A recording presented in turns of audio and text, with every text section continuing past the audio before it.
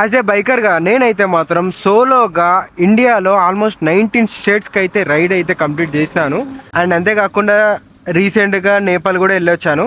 అంత ధైర్యంగా ఇట్లా రైడ్ చేసినావు, నీకు ఎప్పుడు భయం అనిపించలేదా అని చాలామంది అయితే నన్ను క్వశ్చన్ అడిగారు. ఎప్పటి నుంచో చెప్దాం అనుకుంటున్నా, ఇప్పుడు మంచి టైం అనిపించింది. ఎందుకంటే ఆల్మోస్ట్ నేను ఇప్పుడు హైవే పైనే ఉన్నాను, హైదరాబాద్ నుంచి ఇంటికి అయితే వెళ్తున్నాను. ఇంత ధైర్యంగా నేను సోలోగా ఎట్లా రైడ్ చేస్తానో మీకు అయితే చూపిస్తాను ఈరోజు. ఆల్మోస్ట్ 2 years నుంచి నేనైతే మాత్రం అజస్ GPS ట్రాకర్ అయితే యూజ్ చేస్తున్నా.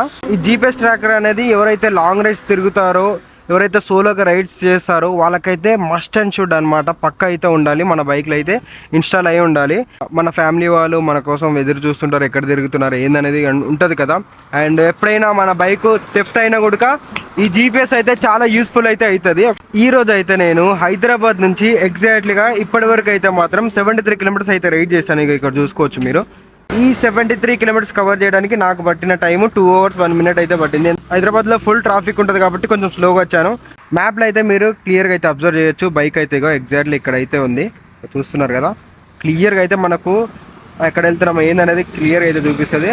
అండ్ ఈ 73 kilometersకి ఎంత స్పీడ్ మెయింటైన్ చేసినాం మొత్తం A to Z డాటా అయితే దీంట్లో అయితే ఉంటుంది. ఇక్కడ టైం చూడొచ్చు, అండ్ ఆ టైంకి ఎంత స్పీడ్ వచ్చినాము, ఎంత టైం స్టార్ట్ చేసినాము, ఎక్కడెక్కడ తిరుగుతున్నాము, ఎన్ని బ్రేక్స్ తీసుకున్నాం అనేది క్లియర్గా అయితే చూపిస్తుంది. ఇప్పటికైతే మనము 1 బ్రేక్ అయితే తీసుకున్నాం, పెట్రోల్ కొట్టించిన ఒక దగ్గర, అదైతే ఇక్కడ చూపిస్తుంది స్టాప్స్ అయితే మాత్రం.